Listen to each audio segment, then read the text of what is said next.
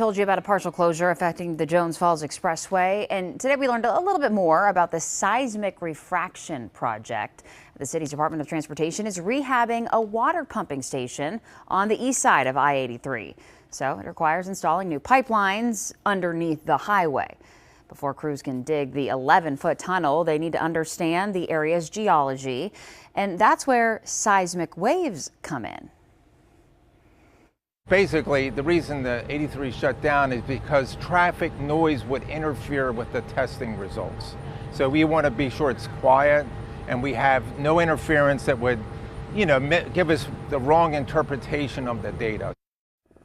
So the closure will last from Sunday night at 7 p.m. until 5 Monday morning. It affects parts of the JFX between North Avenue and Cold Spring Lane.